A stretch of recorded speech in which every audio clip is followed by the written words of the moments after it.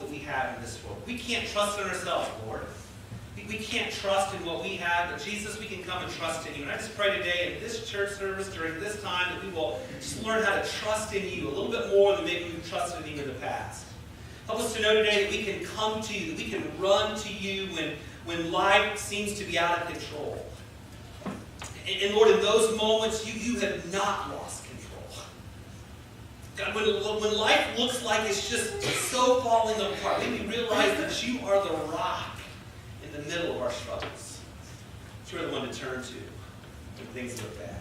So God, I want to thank you today. I want to thank you that you're going to teach us this morning what it means to trust in you, to turn to you, to believe in you when life is out of control. And Lord, I pray today you'll help us to understand that life is always out of control. God, help this congregation and help myself, Lord, just today to understand that every moment of every day is out of control. And so I need you every moment of every day. We need you every moment of every day because we live in a world that is broken. God, we need you to be in control of us. So give us strength today. Give us wisdom. I just pray, Lord God, as I preach a message today, I realize that today this message stands between hell and between heaven.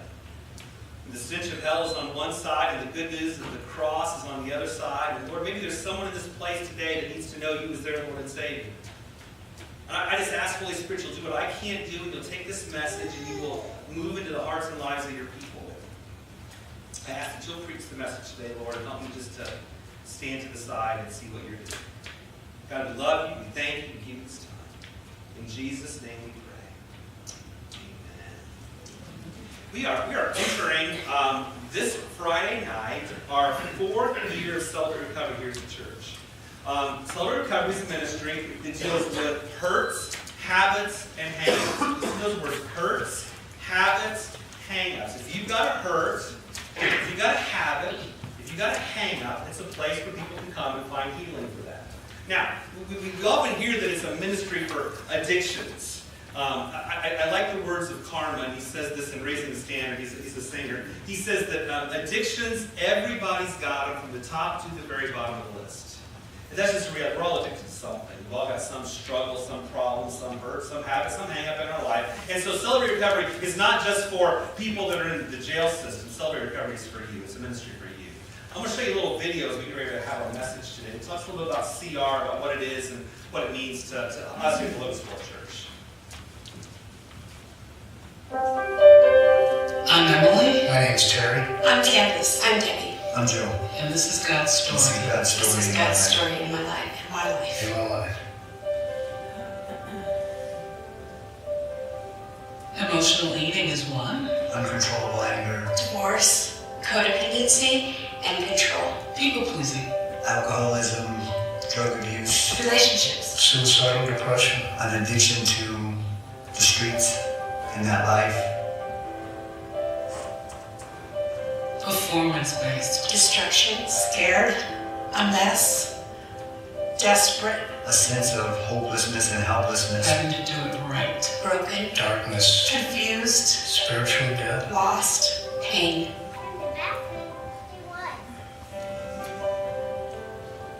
Surprised at the word recovery. Confused often. Some people are afraid. Addictions. Rehab from addictions. Church and things. Getting real with hurts, habits, and hang-ups. It's a place where I found true healing in our Lord and Savior, Jesus Christ. Peace. Deliverance. God really helping us to become who He wants us to be. I'm more open, more accepting. I don't isolate anymore, and it's beautiful. It's grown me as a man, as a husband, as a father. So it's affected all the relationships that I have. I don't believe I would be walking here anymore without my Lord and Savior, Jesus Christ. I can't live without him. I can't breathe without him.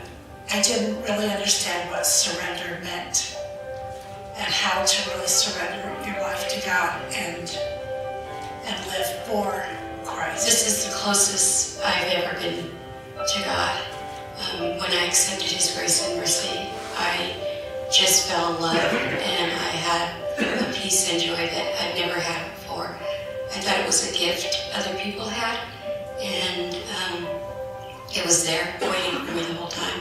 So it's for everybody. Celebrate Recovery is not only for people that have identified addictions, it's for all of us that have hurts, habits, and hang-ups. To change your life. Celebrate recovery. Celebrate recovery. Celebrate Recovery. Celebrate recovery. Celebrate recovery. Try it. You might just like it.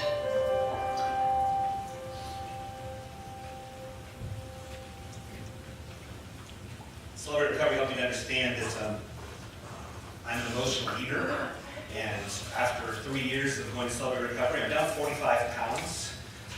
Because of that ministry, it's helped me to understand myself. It's helped me to learn that this is a broken world. And we are broken people living in a broken world. And we need help. And too often in church we stick a mask on and we forget that we're broken. Too often in church we forget that we are hurt people. We are hurting people. The people around us have hurt us. I mean, the reality for all of us is that it takes courage to be a human being. It takes courage to live in a broken world. Amen? I mean, this world is broken, and it takes a lot of courage for us to get up in the morning, to put our pants on, to go to work, to get up in the morning, put a dress on, and take care of the kids. It takes a lot of courage to get up in the morning and just to live this life. We don't know that when we're born. We don't realize the courage it's going to take. A little baby gets up and it eats and it sleeps and cradled in its mother's arms. There's no worries about tomorrow. I mean, little children feel safe. They feel secure. But you know that goes away quickly, doesn't it? As we grow up, we quickly find out that bees sting and fires burn and you can't breathe underwater. Kids throw rocks and they'll make fun of your last name, especially if it's gross. Children quickly learn that we have little control in this world. They have to go to school, they have to eat their vegetables, if they get sick, they got to go to the doctor, get shots. If you don't brush your teeth, cavities get drilled out. Armpit steak and deodorant's not an option. Girls say no on to dates, and boys don't grow up as fast as you want them to. There's absolutely nothing you can do about it. Life's difficult.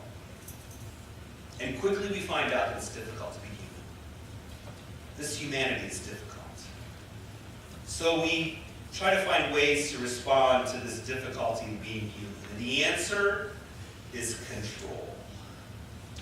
If I can just be in control, life will be better.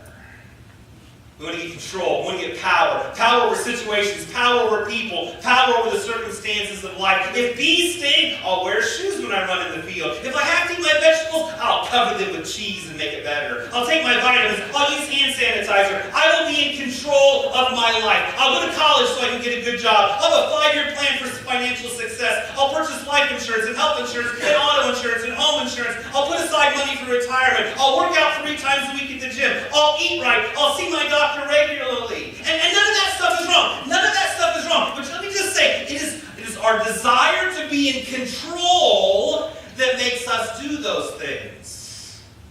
We do those things because we want to be in control of our lives. We want to be in the driver's seat. We want to be in charge. And then, in a moment, something happens.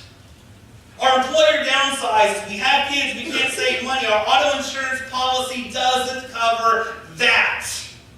It tells me you need 16 times your annual salary to retire, and there's a downturn in the economy. The doctor sees something on an x-ray. The love of your life now is in love with someone else. And in a second we'll say this, we put it this way: life is out of control. Have you ever said that? Have you ever had those thoughts? Life is out of control. Can I tell you, life never gets out of control. We just lose the sense, the illusion that we were ever in control in the first place. I mean, if you really think you're in control, then you haven't looked at the world around you very much. If you really think that you're in control of life, there'll be something that's going to show you that you're really not. I mean, I think we believe we're in control. I think we think at times we've got the bull by the horns. I think we believe we're the master of our own destiny. But in a moment, it just feels like the carpet gets yanked out from under you. Have you ever felt that way? It's just like, I thought things were right, but then all of a sudden, I mean, it's kind of like a cowboy at a rodeo. sitting on a 2,000-pound bull. He's inside the cage, right? And he's sitting on the bull, and he's waiting for the door to swing open. And it's almost like I got my hand in the rope, and I'm in control right now, but I know that door's going to open. And the question is, are you really ever in control if you're sitting on a 2,000-pound bull? That's what life is really like, isn't it? Because we all know in this place that at any second the door can swing open. We all know that at any moment we're in the ride of our life. It was a lesson that I really began to understand when Jeremy got his driver's license. He pulled out of the driveway that very first day, and I realized there was nothing I could do to protect him. I was not in control. And then it got a little worse when he decided to move away to college, and I felt like I had less control. And then when he told me that him and a bunch of his friends went to Dirty Dan's in Kokomo at 2 a.m. to get donuts, I knew I had no control. So often we hold that little child in our arms and we think we have control. But it's not long. It's not long until all the control we have disappears. What do we do? What do we do when we find ourselves out of control? You know, it takes courage to get up morning after morning in a fallen world and to live as a human being. It takes courage. It takes courage because this world is fallen. Romans chapter 8, verse 12. For the creation was subjected to frustration. This world is frustrated. Do you feel frustrated in this world? That's what the Bible says. The Bible says the world was subjected to frustration because of man's sinfulness.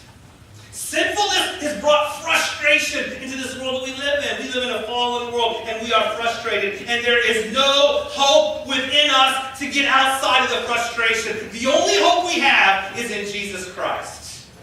The only hope we have in this world to deal with the frustration we feel is in Jesus Christ. Because Jesus Christ alleviates our frustration. We cannot control what life hands us. We can only control how we respond to living. We can only control how we respond to living this life. It's the human condition. It's the human condition. The problem with being human is we are out of control. And the world is out of control. How do we respond in this out of control world? I want you to grab your Bibles today. I'm not going to put a lot of verses up on the screen because we're going to look at so many of them. Turn your Bibles to Mark chapter 4. Use your cell phones if you'd like. Use your tablets. There's Bibles in front of you. If you didn't bring one this morning, we're going to be in Mark chapter 4. We've been in Mark for quite a while. I'm not going to get out of there anytime soon. Mark has got a really incredible section from Mark chapter 4, verse 35, through Mark chapter 5, verse 43 is really one big section with 4 stories. Now, we've kind of done this intentionally to you. We've been around here for the last 4 weeks. 4 weeks ago, we looked just at Mark 4, the story of Jesus calming the storm. 2 weeks ago, we looked at the demoniac and the calming the storm. Today, I'm going to add 2 more stories. And I'm going to show you how these 4 stories kind of weave together to make a point that life is out of control. And where do we turn when life gets out of control? Story 1, Mark chapter 4, verses 35 to 41. The group were on the Sea of Galilee. Remember the story? Barry preached a few weeks ago. They're on the Sea of Galilee. Jesus has told them to get in a boat. They did that. He said, let's go to the other side of the lake. They're heading that way. These are seasoned fishermen. They're in the boat. They're rowing in the direction that they want to go. They're getting to the other side. Jesus has told us we're supposed to go that way. And Jesus is asleep in the back of the boat. You remember what happens next? The Bible says that a furious squall came up. I mean, it's like a modern-day hurricane. Waves are crashing over the boat. These guys are rowing in the direction that they want to go, but they can't go in the direction that they need to go. The boat is nearly swamped, and the Bible says the disciples are scared. What are they scared of? The human condition, being out of control. That's what they're not in control. They thought they were in control when they got in the boat, but now all of a sudden they realize they are not in control. And what did they do when they realized life was out of control? They go to the back of the boat, they shake Jesus, say, Jesus, wake up! And Jesus wakes up, And he says, be still! And the wind and the waves ceased immediately. And the Bible says the disciples were afraid. They're not afraid of the wind. They're not afraid of the waves. But they were afraid of the one who had power over those. That's story one. Let me begin to tie them together. Story number 2. It's about a man living in a graveyard. Mark chapter 5, 1 to 20. No one can control him. Remember that from a couple weeks ago? No one can control him. He's a strong man, runs around naked, cries out at night, cuts himself with stones, and no one could do anything about it. No one can control the wind and the waves. No one can control the evil that's in the man. You see, you can have some parallel here. No one can control the evil that's in the man. He's possessed by a legion of demons. So the problem is evil. Is there evil in the world today? Can anyone do anything about it? I really believe that there's not enough police to stop it, not enough military personnel to prevent it, not enough prison space to hold it. Any control we think we have of evil is just a false sense of safety. We can't hide it. We can't destroy it. We really can't even change it. And this man who is filled with evil does something so amazing. He runs to Jesus. What do you want with me? And you remember what Jesus did with the legion of demons? He put them in a whole bunch of pigs. He calmed the storm in the man like he calmed the storm in the sea. And then he told the pigs to run into the water that he had just calmed. Who's in control of this situation? Story 3. One of the first sermons that I ever preached was out of Mark chapter 5, 25 to 34. So we're talking about a woman who's been sick for 12 years. No one could heal her. She went to doctors and they couldn't take care of her. Verse 26 of Mark chapter 5 says, she had spent all she had. Now hang on here. Let's stop for a minute. No one could calm the storm. No one could subdue the man. No one could heal the disease. You see the parallels? See what Mark's trying to do in this text? He's giving you these situations where people are just out of control. 12 years of going to doctors. 12 years of spending all of her money and absolutely no solutions. 12 years of not being able to go into the house of God. If a woman was subject to bleeding, she was not allowed to touch anyone else. If she touched that person, they would become unclean. And so she could not go into the house of worship because she would make someone unclean and they could offer a sacrifice. And so she was banned from the house of worship. Life was out of control. Not out of control for a week or a month or a year. Out of control for 12 years of her life. And this woman, she does the unthinkable. The Mishnah, some Jewish mystical teaching, says that if the Messiah comes, you will know him because you can touch the hem of his garment and be made well. It's not found any place in Scripture. It's found in some Jewish teachings that some of the great Jewish teachers have put together. If you touch the hem of the garment of the Messiah, you will be made well. And evidently she had heard this growing up. And she had heard about Jesus. And one day she had this idea inside her. She was going to go and she would sneak up as close as she could to Jesus, and she would reach out her hand and just touch the hem of his garment. That's all she needed to do. And when she did that, Jesus felt power go out of him, and he wondered who it was. And the woman fell at Jesus' feet, afraid, the Bible says. She was afraid when she fell at the feet of Jesus. The disciples were afraid when he calmed the storm. The townspeople were afraid when he cast out the demons. Now the woman is afraid when she's been healed. There's something about coming to the presence of a God who has total control that's just awe-striking within us. Story 4. It's about a sick girl, a very sick girl. Mark chapter 5, 21 to 24, then it jumps ahead to 35 to 43. This father goes to Jesus because his daughter is sick, and there is nothing he can do. And I want you to catch this. Nothing he can do? The father says his daughter is dying. The woman in the last story was sick and had been sick for 12 years, and she probably could remain in that sickness the rest of her life. There's something different with this story, though. This girl's going to die. She's going to die. There's no hope and nothing anyone can do for her, and she is heading towards death. And Jesus goes with the Father. And on the way, the story of the bleeding lady is between these two passages. It starts with Jesus heading to Jairus' daughter's house, and then we find the story about the bleeding woman. On the other side of the story, verse 35, we find that this man comes to Jairus and says, "Your daughter is dead." She's dead. Don't miss these next words. Verse 35 says this: "Why bother the teacher anymore?" Hear this.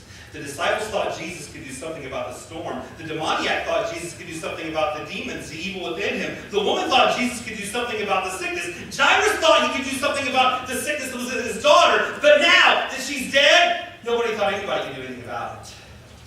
All hope was gone. This is just too much. This is just too out of control. Have you ever been at a point in your life where you think things are just too out of control? Things are just too out of control for anybody to do anything? Too out of control even for the Son of God to do anything? Have you ever found a place in your life where you think the world is just too out of control that God can't even stop this mess? I think we've all come to places in our life where we say, man, God can't even do anything with this. And that's the story we're at. That's the place we've come to. They thought he could do something about the storm. They thought he could do something about the demons. They thought he could do something about the sickness. But death! Nobody can do anything about death. I mean, death's the end. It's final. It's over. And I think there are times in our own lives where we come to a place that we wonder, can anyone do anything about the situation we find ourselves in? Can even God do anything with this? And what do we do in those moments? But what do we do in those moments when life is so out of control that we don't even think God can do anything about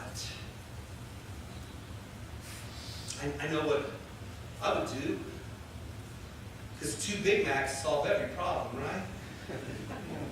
Snickers bar, I'll push it down. Or maybe it's meds. I mean, the doctor will prescribe them. And surely if I take enough of them, life will get better, right? Or if I head to the bar, if I drink just enough tequila today, surely vodka will help this one out. Maybe it's porn. Maybe if I run to that porn site, it'll help me. It'll help me to get rid of that pain, to get rid of that hurt, to escape from where I am. Maybe if I just shop, maybe 3 more pairs of shoes, maybe 2 more tops. Maybe if I spend a little bit more money, maybe that'll stop the hurt and the pain. Maybe if I shoot up a little, snort up a little, maybe, just maybe, if I run out and run around with somebody else, if I find another spouse, maybe, just maybe, if I get a different job, maybe, just maybe, I can get control of something in my life. Because that's what we're all looking for, isn't it? We want a little control.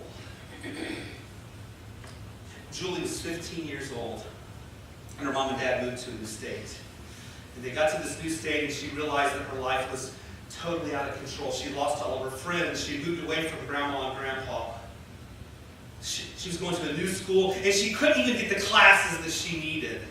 She was in all advanced classes in the last school, but they didn't have that kind of placement in her new school. And so she was with like everybody else, taking classes that she had already taken before. And she goes, there was nothing in my life I had control of. Nothing in my life I had control of. And one day she said, I looked in the mirror, and I saw that I was a little bit chubby. And I thought, I can be in control of that. And so that day she started dieting. 15-year-old girl trying to get the perfect body, and it wasn't long until dieting wasn't doing it, so she started binging and purging. And she came to a place where she would just chew gum. If I just chew gum, she'll make this body look the way I thought I wanted to look. And as a senior in high school, she found herself at 5'2", weighing 75 pounds, as an anorexic bulimic. Because, here's what she says, Here's what she says in the story. Because I wanted control of something. Just wanted control of something. Don't we all just want control of something? Anything. Anything that I can control of. Surely that's better than the life that I live. They didn't think Jesus could do anything. But Jesus, the Bible says, ignored what they said. He told the synagogue ruler, don't be afraid, just believe. Don't be afraid, just believe. The greatest problem with the human condition is not being afraid and just believing. That's the greatest struggle we face. I'm not going to be afraid, I'm just going to believe. I'm not going to be afraid, I'm just going to believe. I'm sitting on a 2,000-pound bull. I know the gate's getting ready to open, and I have to believe. I have to trust. I have to put my hope in something. I can't put my hope in me. I can't put my hope in the bull. Where do I put my hope on days like that? Where do I put my trust? What do I believe in? Isn't it interesting that in this passage, there's no place that Jesus tells Jairus what to believe? He says, just believe. And I began to wonder this week, what is it that we're supposed to believe? Is he supposed to believe that his daughter would be made well? I'm not sure that's what he believed in when he got there. I think when he showed up and he saw Jesus, he just believed that Jesus could do something with his daughter. Maybe Jairus just believed in Jesus. He just believed in he believed that Jesus could do something. And Jairus came to Jesus because Jairus could turn nowhere else. And you know that's the common denominator in every story that I've given to you today. There was no one else the disciples could turn to when the storm of life came. There was no one else the demoniac could run to when evil had grabbed him by the throat. There was no one else the bleeding woman could touch when everyone else had failed her. There was no one else the father could turn to when his daughter had died. When our lives are out of control, there is just one place to go. Only one place to turn. And it's not drugs. It's not alcohol. It's not pornography. It's not shoving it down with 2 Big Macs. Those things don't make us better. Those things won't get us through the tough times. And you know the other reality is that life is always out of control. And so I'm always going to need to turn somewhere.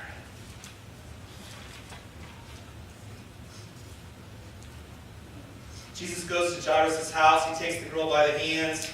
She gets up. She walks around. The Bible says they were astonished.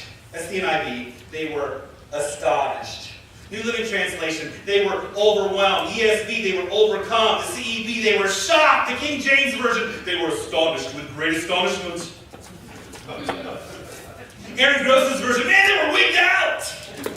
Right? I mean, there was something that happened there that was just so outside of the normal because Jairus trusted. He believed in Jesus. Don't be afraid. Just believe.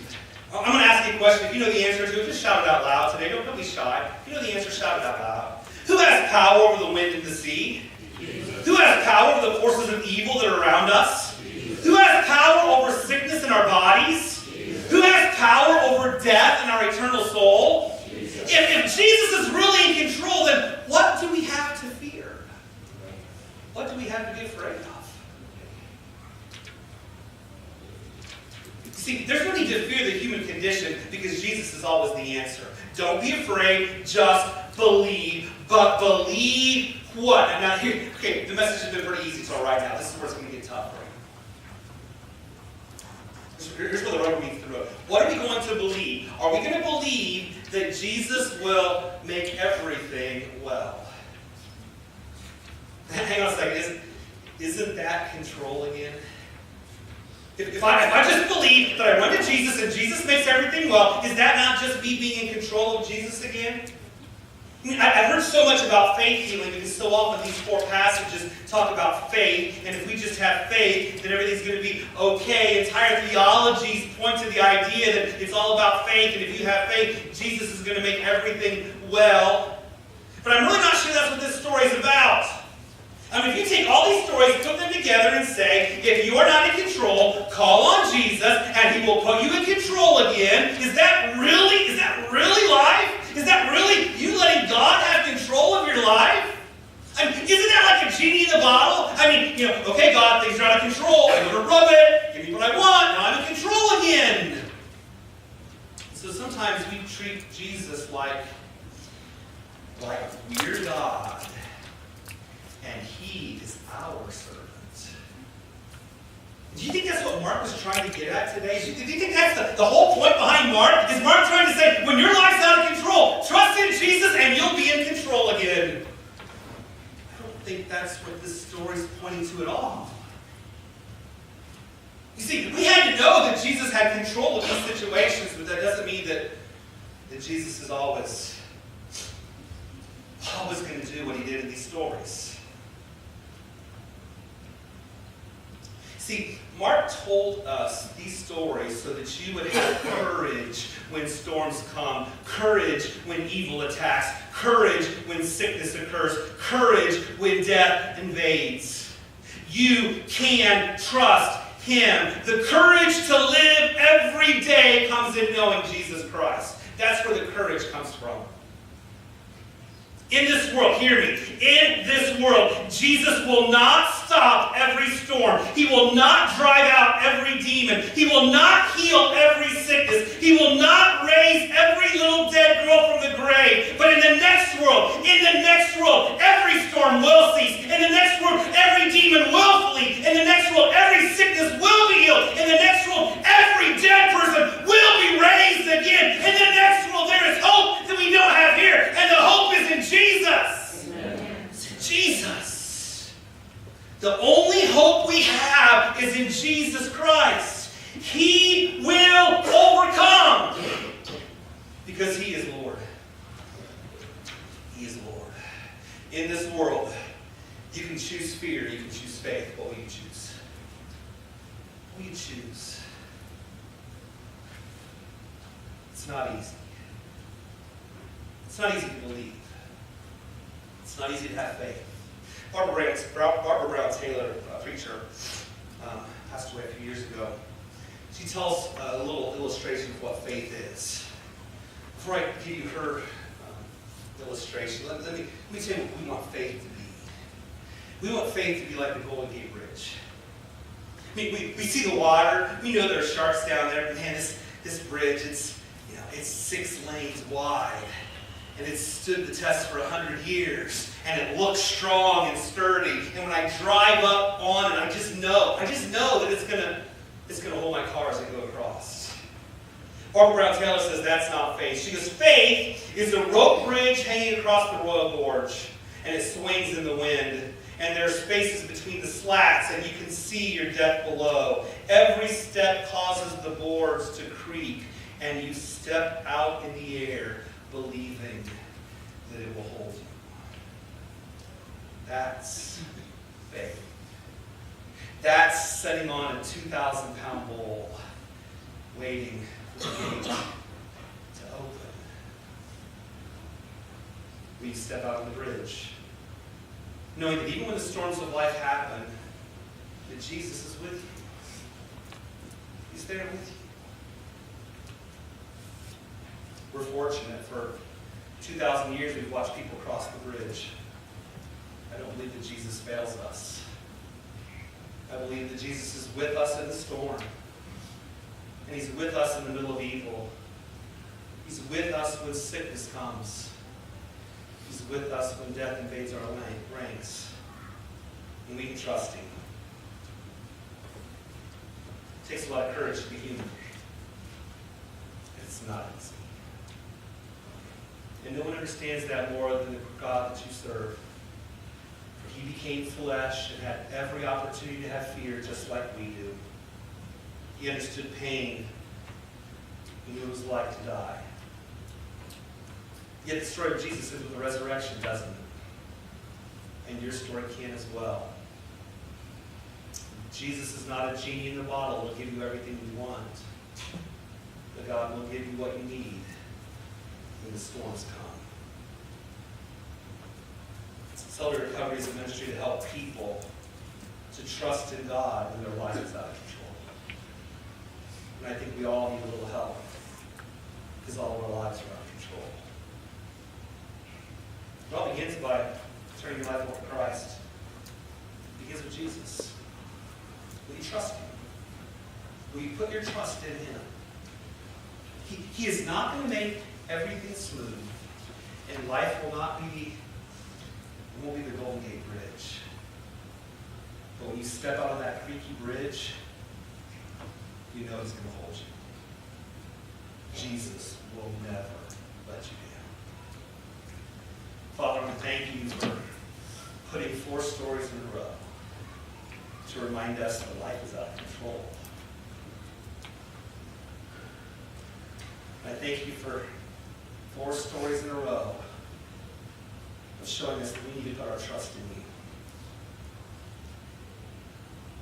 Father, I believe everyone in this place today has got a hurt in their life.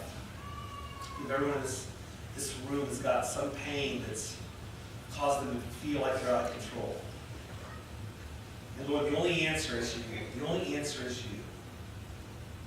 I just ask, Lord God, today that you'll help us to run to you. To run to you.